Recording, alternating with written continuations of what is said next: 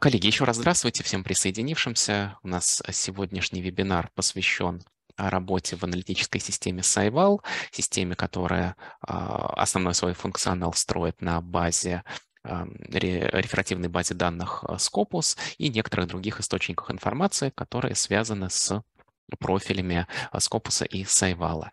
Наш сегодняшний вебинар практический, он ориентирован на решение аналитических вопросов, которые поддерживают ежедневную работу исследователя и исследовательскую карьеру. Мы будем с вами говорить об анализе профиля, будем говорить о предметных областях, о том, как подбирать и сравнивать журналы с помощью Сайвал, как находить новые исследовательские темы, которые могут направить вас, вашу карьеру в каком-то ранее неизвестном направлении.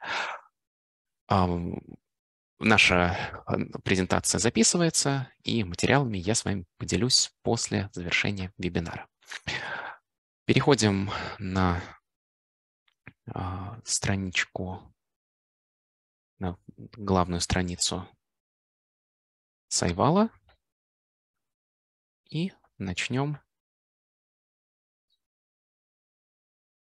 с разбора того, как устроена эта система. Итак, самое главное, для того, чтобы войти в Сайвал, вам нужно находиться в домашней сети университета, в его IP-диапазоне и вбить в строку браузера saival.com. Если вы ранее не регистрировали аккаунт в каком-либо из ресурсов Elsevier, вам этот аккаунт нужно будет зарегистрировать. В отличие от Scopus, которым можно пользоваться без регистрации, Сайвал эту регистрацию требует. И, в общем-то, это обосновано, потому что, зарегистрировавшись как в Scopus, так и в Сайвале, вы сможете сохранять результаты своей работы, как то наборы публикаций или обновления, или какие-то другие объекты, которые вы создаете. В Scopus они просто хранятся для вашего последующего использования, а в Сайвале также можно работать совместно и делиться, например, своими отчетами с коллегами и совместно их редактировать. Начнем с самых азов. Когда вы заходите в Сайвал, видите вот такую вот стартовую страницу. Это информация о модулях, таких блоках функций, которые объединяют решение похожих задач. Давайте кратко рассмотрим каждый из этих модулей, просто для того, чтобы представлять себе в общих чертах, как устроен интерфейс программы. В подписку вашего университета сейчас входят первые 4 модуля: Overview, Benchmarking, Collaboration и Trends. Первый модуль Overview предназначен для того, чтобы взять какой-нибудь профиль, какой-нибудь набор публикаций и получить по нему готовый отчет. Сразу возникает вопрос, зачем это может потребоваться исследователю. Вы, зная, например, что вы принимаете участие в какой-нибудь конференции или что вы планируете сотрудничество с коллегами из определенного университета, можете открыть профиль этого университета и увидеть, во-первых, ведущих сотрудников университета и посмотреть вообще на профиль организации, в каких предметных областях данный университет или институт или какая-то другая организация специализируется и каковы результаты публикационной активности. Ну, мы можем посмотреть на примере профиля вашего университета, какие функции дает, какие возможности дает модуль Overview. Обзорная страница, которая показывает такие агрегированные статистики того, как университет публиковался в целом. Самых два важных элемента управления здесь – это период, за который мы анализируем, и предметные области. По умолчанию мы рассматриваем весь набор публикаций, вышедших у коллег, аффилированных с университетом, за выбранный период. Если мы интересуемся своей узкой предметной областью, можем ее попробовать найти в вот этом вот классификаторе. SJC – это самый подробный классификатор. В нем предусмотрено 334 разных предметных направления. Есть классификаторы такие более укрупненные, Организации экономического сотрудничества и развития и рейтингов QSTHE. Их можно переключить вот в этом меню. Вот, допустим, мы хотим посмотреть на активность университета в одной из приоритетных предметных областей, вот, ну, скажем, в сфере компьютерных наук, computer science. А для этого мы эту предметную область находим в верхнем меню.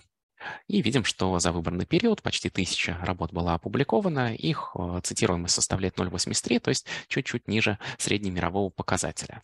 Если мы хотим, например, посмотреть, кто является ведущими сотрудниками, самыми продуктивными авторами в этом предметном направлении, мы переходим на вкладку Authors.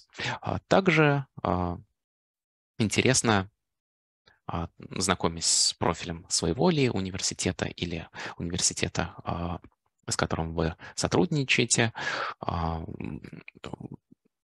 обратить внимание на вкладку Published, которая позволяет рассмотреть разбивку этих публикаций по разным параметрам. Наиболее часто используемая и такая информативная — это, конечно, разбивка по журнальным квартелям. Вот мы видим, что в наиболее престижных журналах за прошедший год, например, в 2022 в первоквартальных журналах по SNP вышло 44 публикации. Если брать весь период, то таких публикаций 84. Вот второй кварталь 277. Конкретно с этими публикациями можно ознакомиться по выпадающему списку. Если чуть-чуть остановиться, что касается модуля Overview, я только скажу еще один момент, что мы можем в этом модуле анализировать не только организации, но и любые другие объекты, которые вообще в Сайвале предусмотрены. То есть вот это у нас профиль университета, и с ним связаны профиль соответствующих авторов, обзор цитируемости, обзор того, как просматривались публикации и так далее. Аналогичный анализ можем провести относительно отдельных авторов. Например, взять самого продуктивного автора в области компьютерных наук и попробовать проанализировать его аналогичным образом, перейдя вот на этот вот уровень анализа Researchers and Groups. Ну, нужно будет добавить этого автора и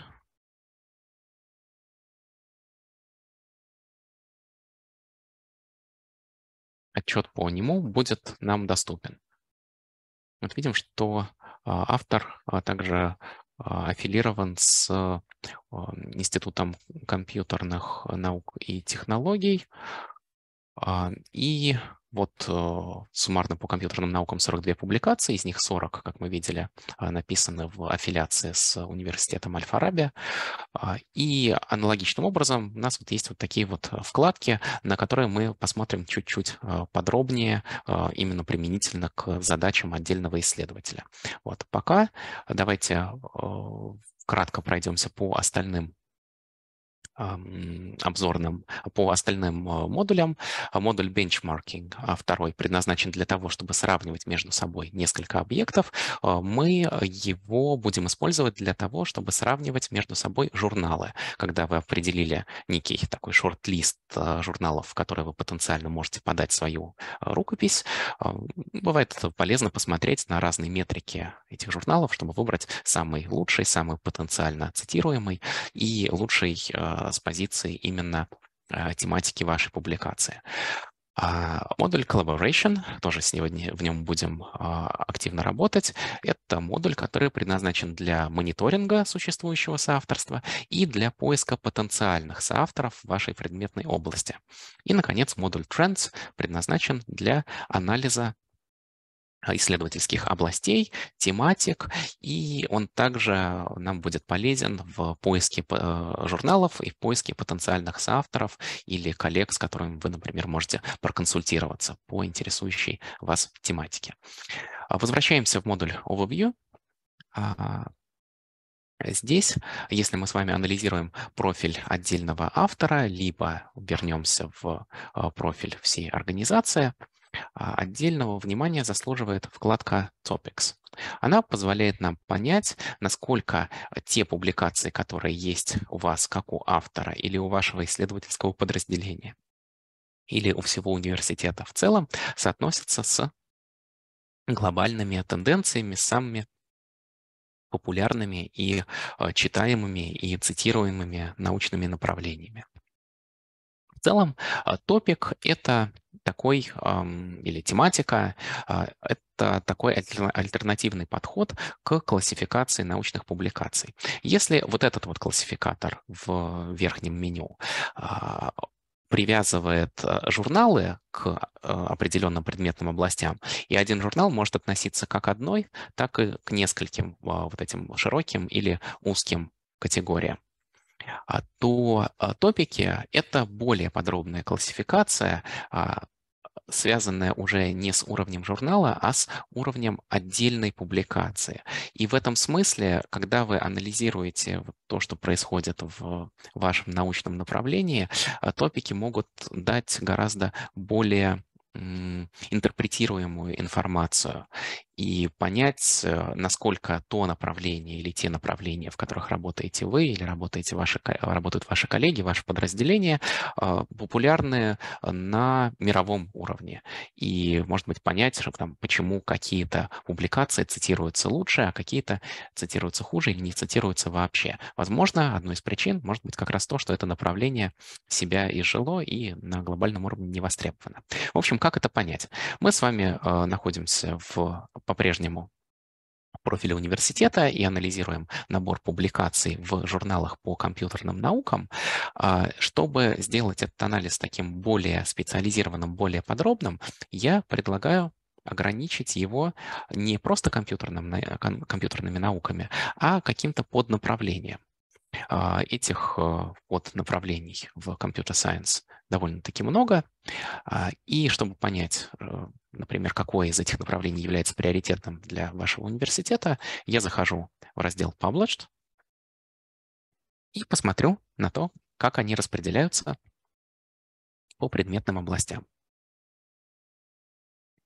Видим, что наиболее приоритетным направлением является Computer Science Applications. Давайте вернемся в вкладку Topics и выберем вот это самое Computer Science Applications.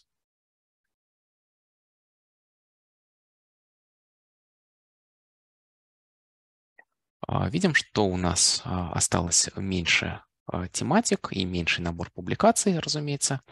Вот.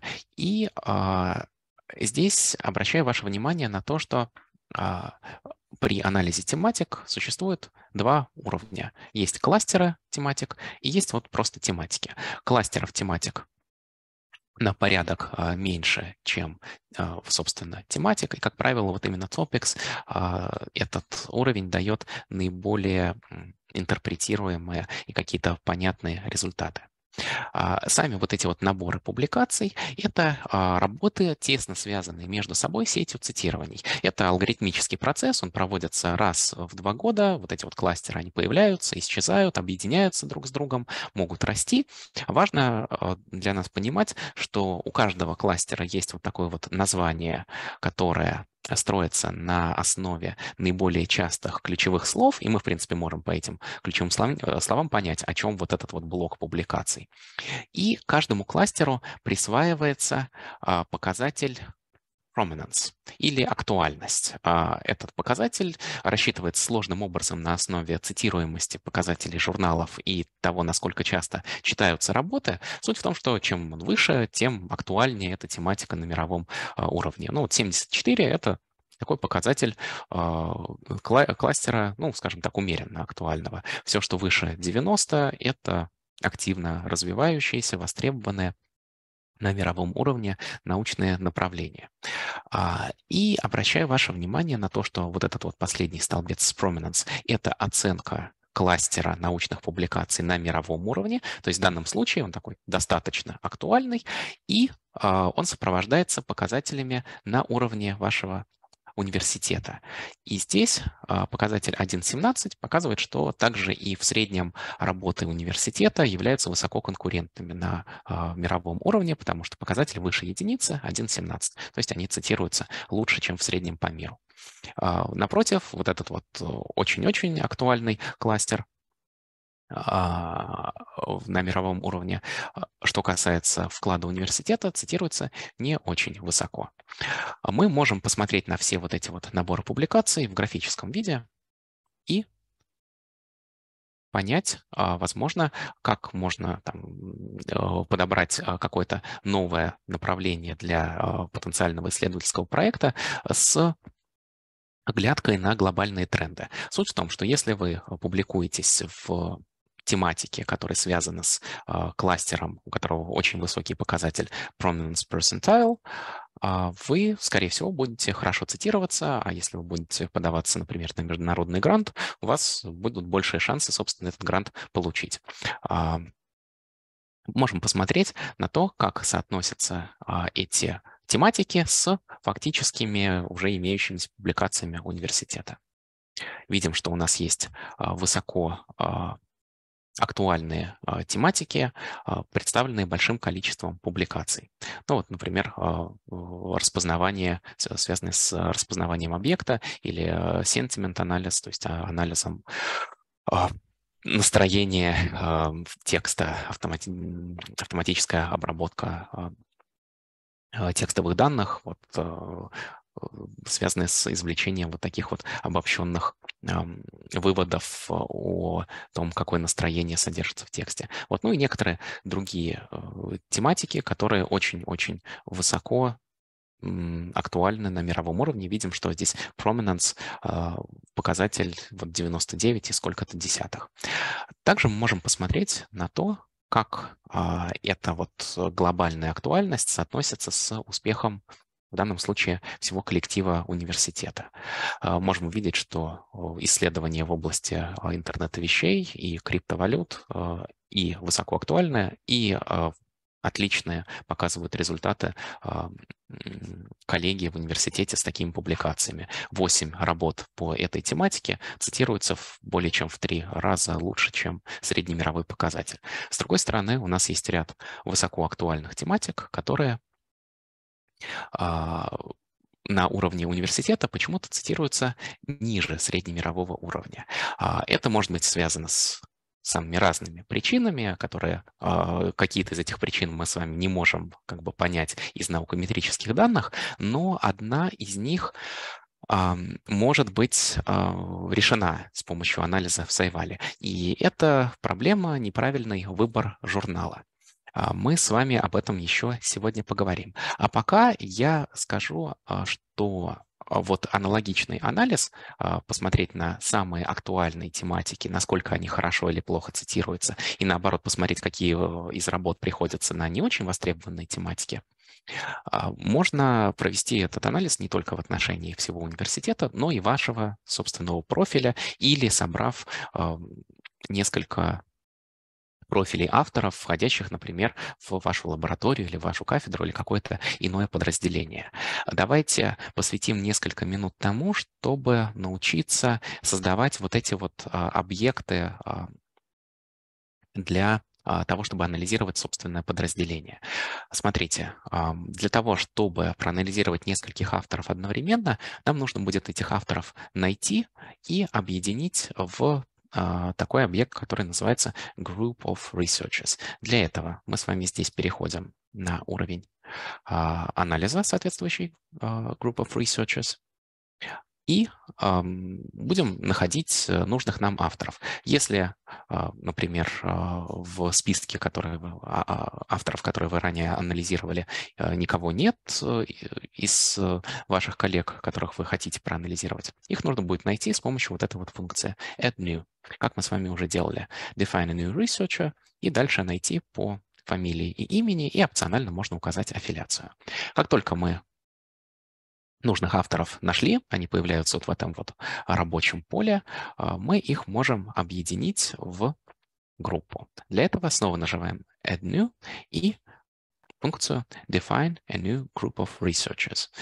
Я в данном случае просто объединю несколько случайных профилей. Предположим, что вот эти авторы у нас работают вместе. И мы их перетаскиваем в правую часть экрана и называем этот коллектив виртуальной лабораторией. Все.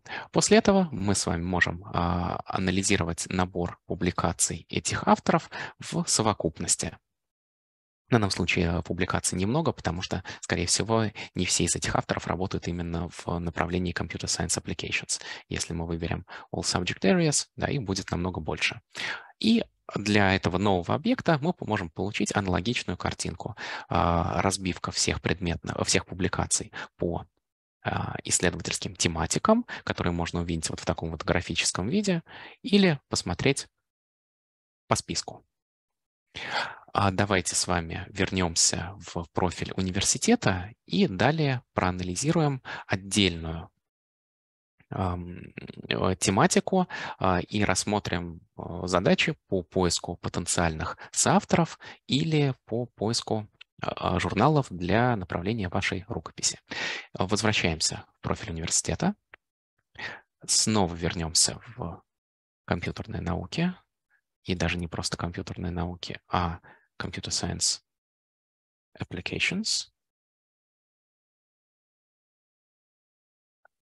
И выберем какую-нибудь тематику, которая хорошо представлена достаточно большим количеством публикаций в вашем университете.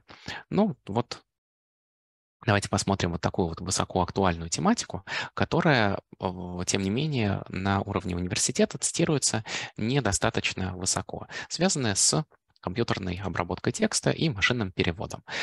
Всего коллеги с 2017 года опубликовали 14 работ по этой тематике. Есть работы, которые имеют несколько цитирований, есть по одному, есть ни одного. Ну и получается вот такой вот средний показатель 0,22 за счет того, что достаточно большое количество публикаций не было еще ни разу процитировано, хотя вот среди этих публикаций есть, например, работа 2022 года, которая может быть еще, даже две работы 2022 года, которые, может быть, еще будут процитированы, просто не прошло достаточно времени. В любом случае, мы с вами хотим понять, в каких журналах нужно публиковаться, если мы работаем в этой тематике, чтобы увеличить свои шансы на то, что эта работа дойдет до нужной аудитории, и ее прочитают и процитируют. А для этого мы берем вот этот топик Statistical Machine Translation, Translation Memory, Computer Aided Language Translation и переносим в рабочую область. И нам система предлагает проанализировать это в Overview или в Benchmarking. Давайте для начала зайдем в Overview, увидим, что здесь в целом функционал очень похож на то, что мы видели для университета, но здесь мы уже с вами анализируем не набор публикаций авторов из вашего университета, а вообще весь глобальный набор публикаций, имеющих отношение к этой тематике. Всего вот их более 2000. Видим, что количество довольно стабильно, но в 2021 году наблюдался даже рост интереса к этой тематике. И так как 2022 год еще не полный, и многие публикации, датируемые прошлым годом, еще только-только будут индексироваться в ближайшие месяцы, мы можем предположить, что и в 2022 году рост продолжится. А нас в данном случае с вами интересуют авторы и то, какие журналы чаще всего принимают работы по этим публикациям. Для этого нам ее нужно будет проанализировать не в модуле Overview, а в модуле Trends. Это можно сделать двумя способами. Мы можем просто нажать Analyze Topic in Detail, и система нас перекинет в Trends. Либо, если бы мы с вами просто вот имели какие-то представления о том, в каком направлении мы хотели бы найти нужную тематику, мы могли бы просто войти вот так вот в модуль Trends и попробовать найти интересующий нас топик по ключевым словам. Ну вот, например, Machine Translation. Наверняка мы найдем даже больше тематик, чем одну. Смотрите, есть вот этот вот Translation, Translator, Interpreter. Это кластер тематик, в который будут входить, скорее всего, исследования и связанные с искусственным интеллектом, и машинной обработкой текстов, и машинным переводом и так далее, и вообще переводоведение в широком смысле. Это кластер тематик, то есть в него будет входить много-много вот таких вот маленьких групп публикаций, то есть топиков или тематик. Дальше мы видим то, что мы сейчас с вами уже анализируем, тематика номер 1493, Statistical Machine Translation, и еще несколько разных других направлений, они тоже могут быть интересные. как вы понимаете, эти объекты создаются автоматически, алгоритмически, и может быть несколько тематик, ну, как-то тесно пересекающихся с точки зрения смысла. Вот и здесь у нас есть машинный перевод, и здесь есть машинный перевод, но вот тут в этот кластер попало больше всего работ именно касательно тех подходов, которые используют статистические методы, а, например, не эвристические.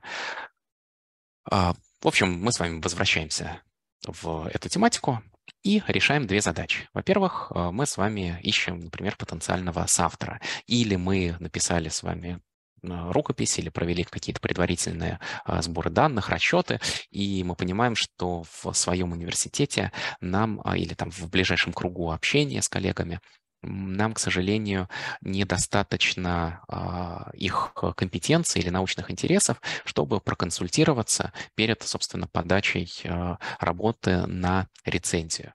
Мы хотели бы получить чье-то стороннее мнение, а может быть, мы ищем с вами и потенциального соавтора, чтобы завершить работу над исследовательским проектом. Сделать это можно с помощью вот этой вот вкладки Authors. Мы с вами можем найти авторов, которые были наиболее продуктивны в тематике компьютерной обработки текстов и машинного перевода во всем мире. Поиск можно ограничить какими-то определенными регионами. Скажем, вы можете начать искать авторов именно в Казахстане, или, напротив, вы можете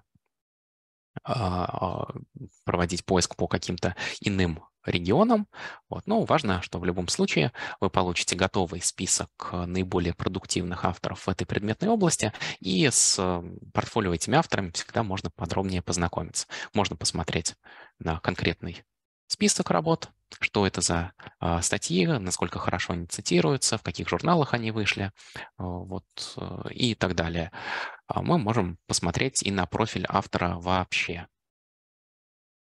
как автор работал в этой предметной области. И здесь же предоставляется сразу ссылка на профиль в Scopus. Это полезная информация,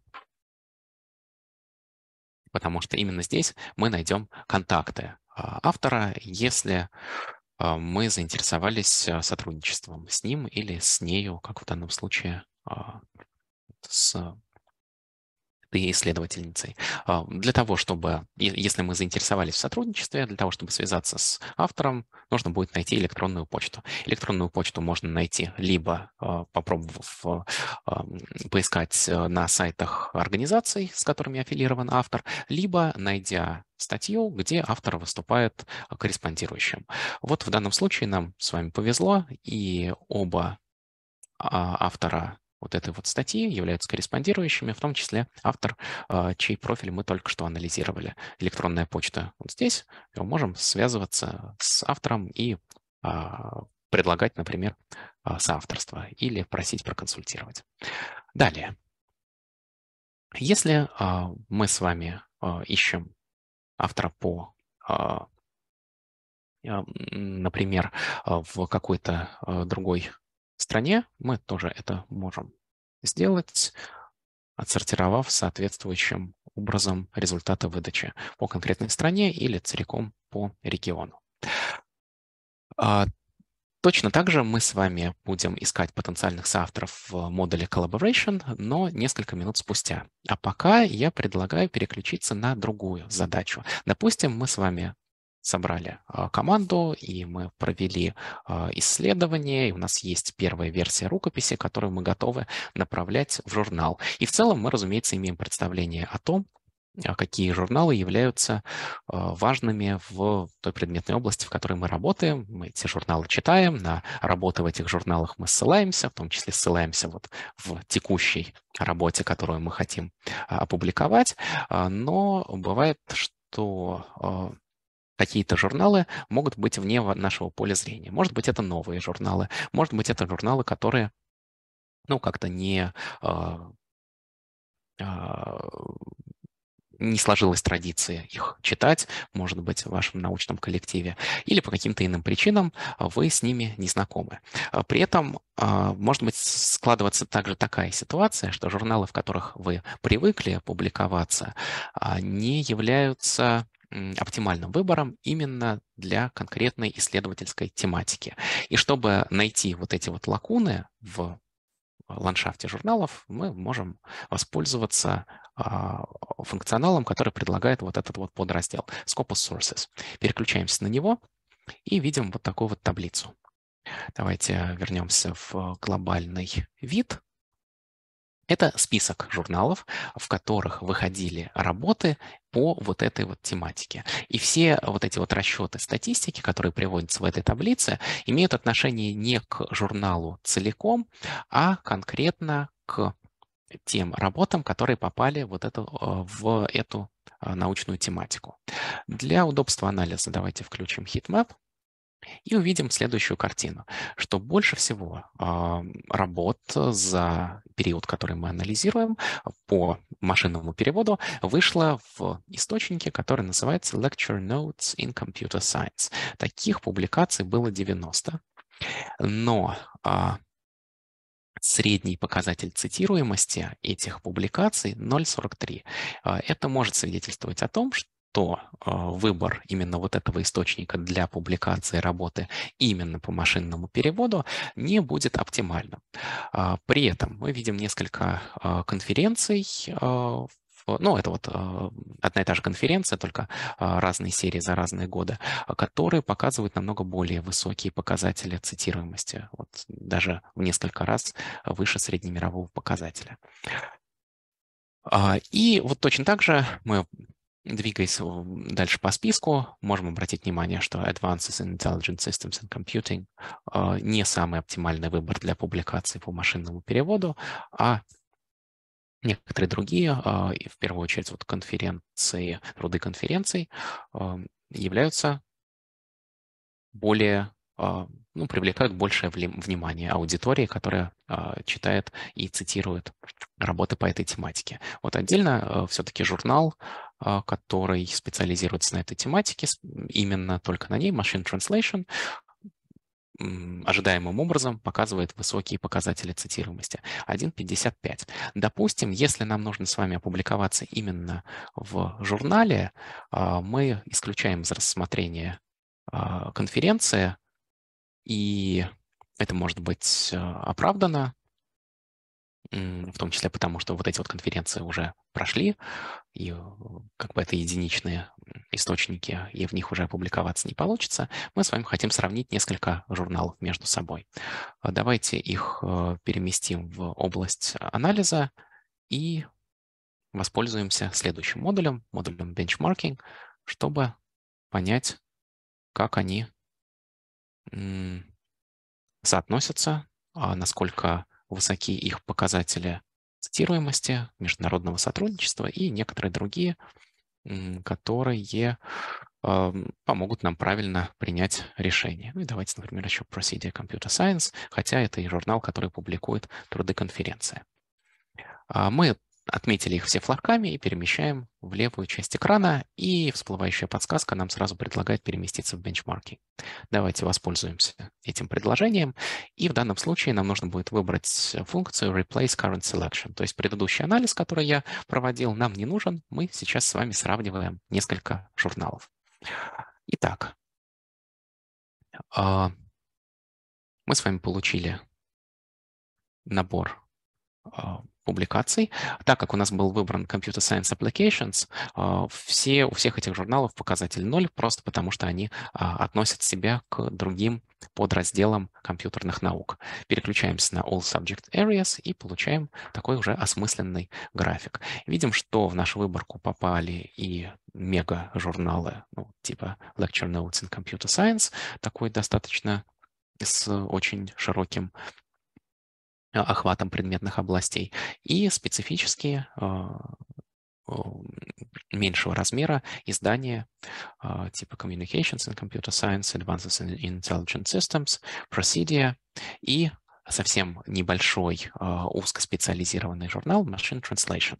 Ну вот как мы с вами видели, для таких специфических направлений может наблюдаться тенденция, что чем более специфический журнал, тем больше шансов у вашей работы быть процитированной, то есть достичь нужной аудитории.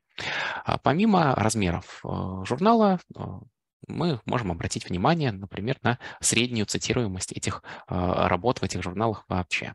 Выбираем функцию вот, «Изменить метрику по оси Y», выбираем группу показателей cited, field weighted citation impact и выбрать.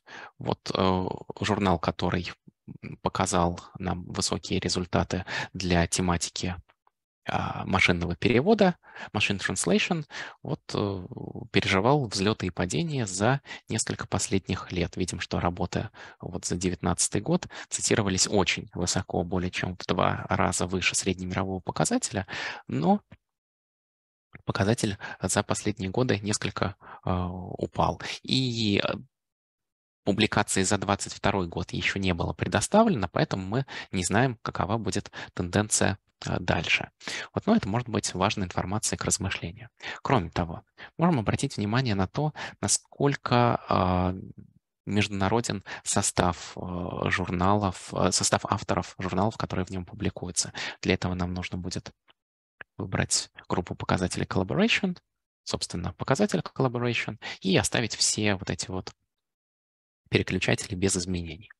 Эта информация может быть нам полезна для того, чтобы оценить, насколько журнал будет заинтересован в приеме вашей работы. Например, если у вас международный коллектив, вы пишете публикацию в соавторстве с несколькими авторами из других стран. Вот видим, что, например, в издании Advances in Intelligent Systems совсем небольшая доля работ от международных коллективов авторов, и они могут с большим интересом принимать новые международные работы, чтобы как-то увеличить свой охват. Журналы, которые индексируются в Scopus, как правило, за этим следят, так как ну, международность и такая вот представленность разных научных школ — это те параметры, на которые обращают внимание эксперты как при приеме журналов в индексацию, так и при их переоценке.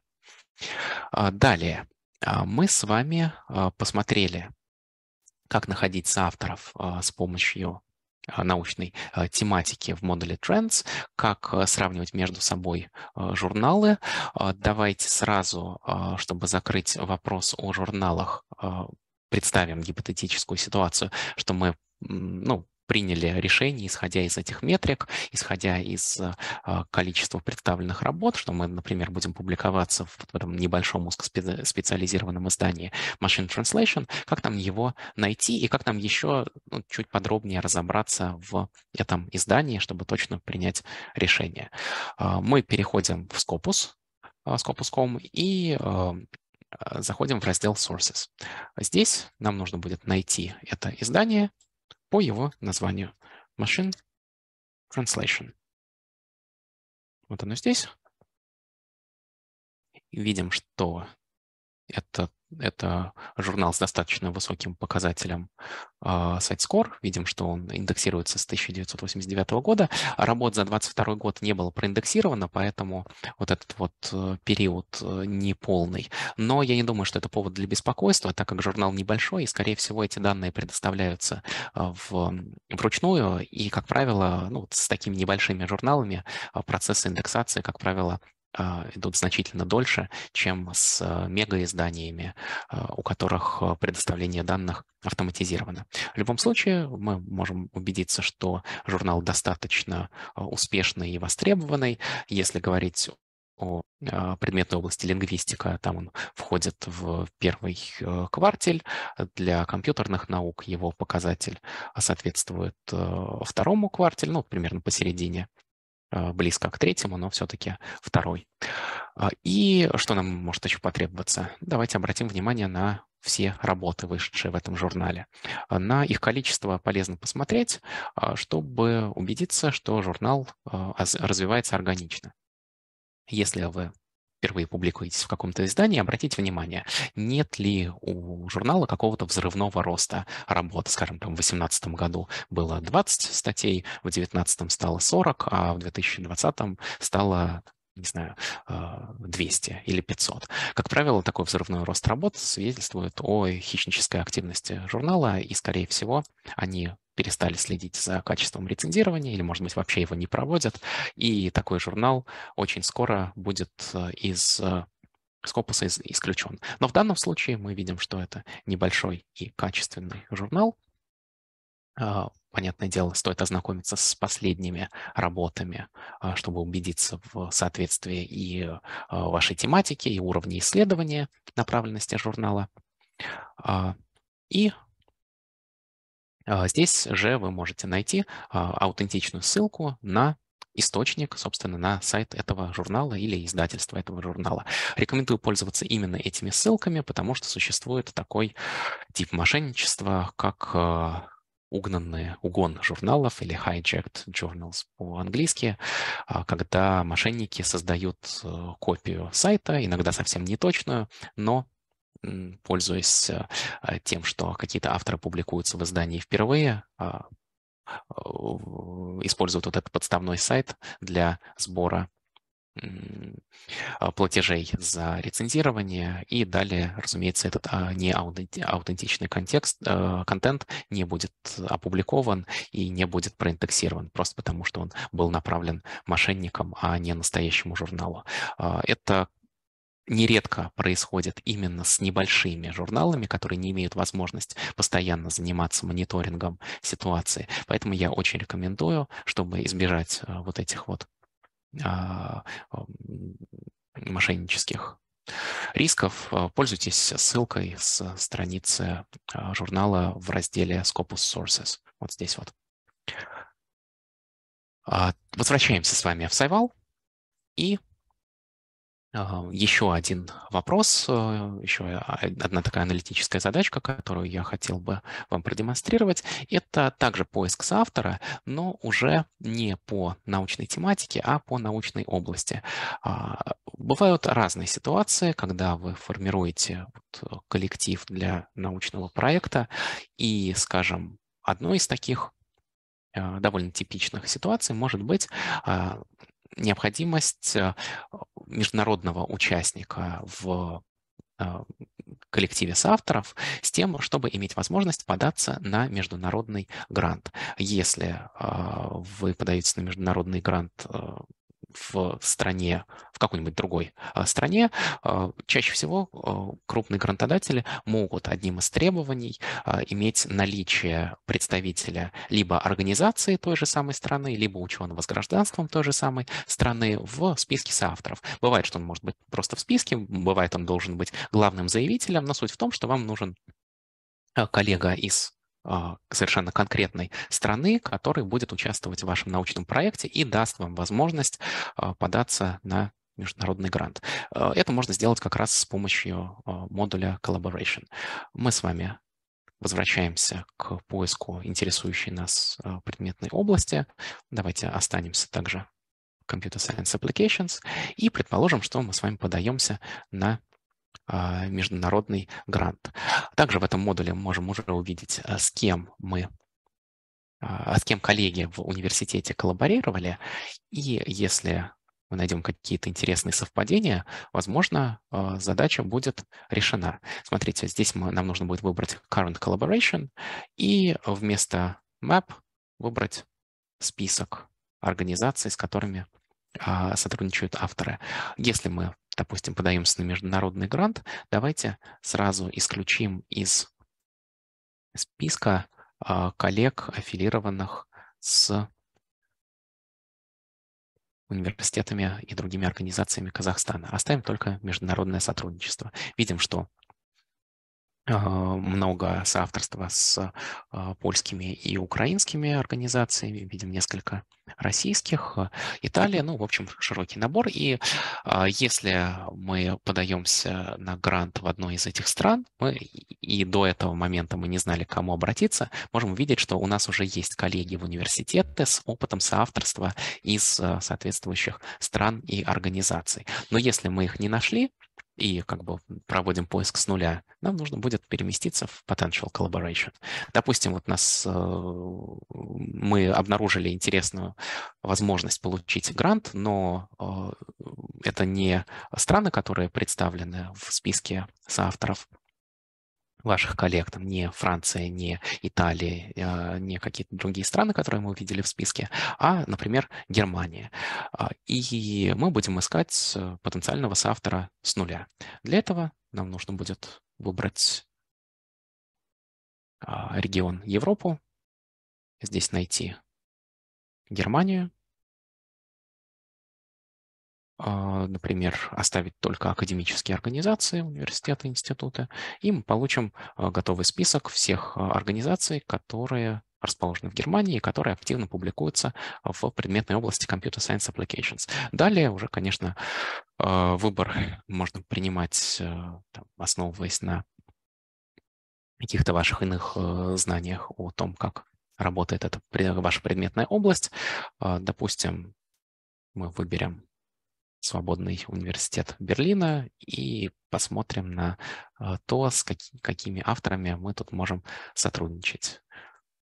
Матиас Уэллиш, который видно, что компьютерные науки и Computer Science Applications является одной из приоритетных тем для данного автора. Можем посмотреть более подробно на его работы в профиле. И точно так же, если мы заинтересованы в сотрудничестве с ним, найти какую-нибудь работу, где этот автор является корреспондирующим. Вот здесь вот он выступает, идет последним в списке. Часто бывает, что корреспондирующий автор именно последний. Но здесь даже проще, здесь все авторы указали свои контакты. Пожалуйста, мы можем с ним связаться и предложить соавторство в нашем гипотетическом проекте. Коллеги, еще один момент, который я хотел продемонстрировать, он уже имеет отношение не только к вот этим вот частым кейсам, которые могут нам потребоваться в поиске журналов или поиске соавторов, а который вообще позволяет нам как-то упростить и структурировать работу в Сайвале. Это раздел Reporting, раздел, который позволяет сохранять результаты своей работы. Допустим, мы с вами проанализировали нашу предметную область, обнаружили вот такой вот список журналов и хотели бы вернуться к этому списку потом или там обсудить его со своими соавторами. Не хотим его потерять. Его можно добавить в отчет, и он будет храниться в вашем профиле. Мы создаем новый отчет. Вот здесь вот Add to a Report и далее Create New. И давайте его назовем Machine Translation Journals. Сохраним топ-50 результатов в этой таблице. Далее мы с вами анализировали такие журналы, которые нам понравились, которые, собственно, издания, которые публикуются на регулярной основе, а не единоразовые конференции. Мы их проанализировали в модуле Benchmarking и посмотрели на то, например, как эти журналы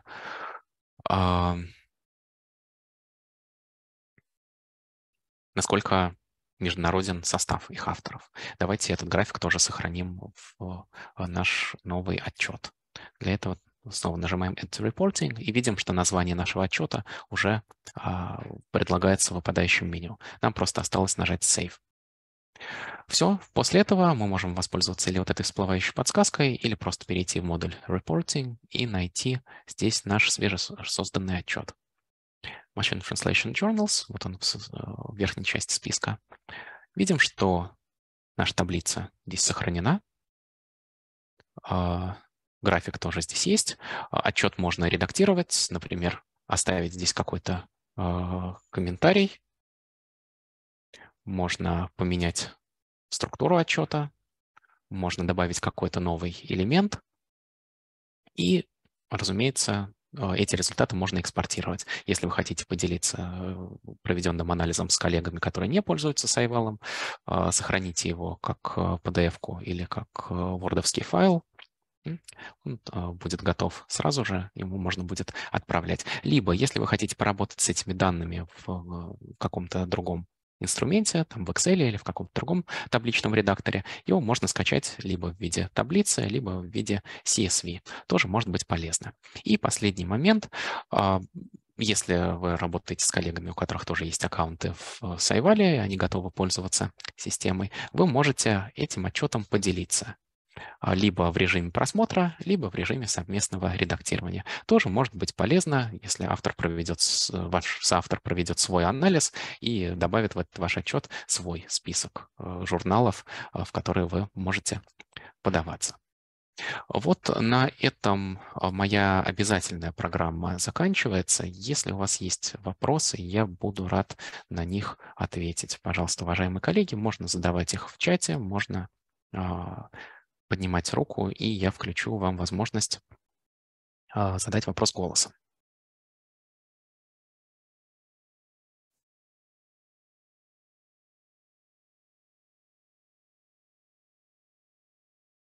Пожалуйста, коллеги, какие у вас есть вопросы?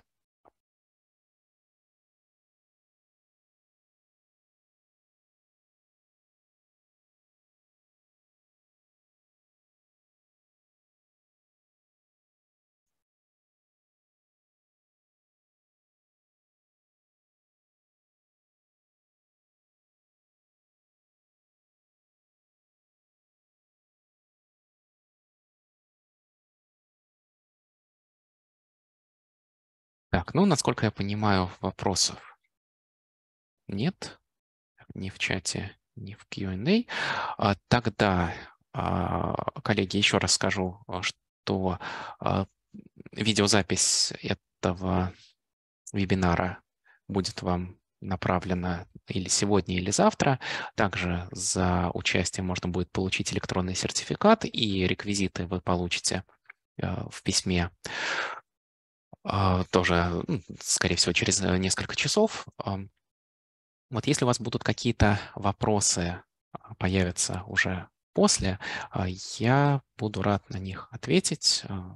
Со мной можно связаться по электронной почте, которую я напишу в чат, и которая также будет в моей презентации. Ну и, собственно, со своей электронной почты я вам и сделаю рассылку материалов и видеозаписи. Вот, пожалуйста, коллеги, по любым вопросам, связанным с Сайвалом или какими-то другими научными базами, буду рад вас проконсультировать. Пожалуйста, обращайтесь. Да, Сауле, спасибо. Вот, тогда на этом завершаем. Большое спасибо за внимание и до новых встреч. Следующий наш вебинар будет 10 марта. Всего доброго и хорошего дня. До свидания.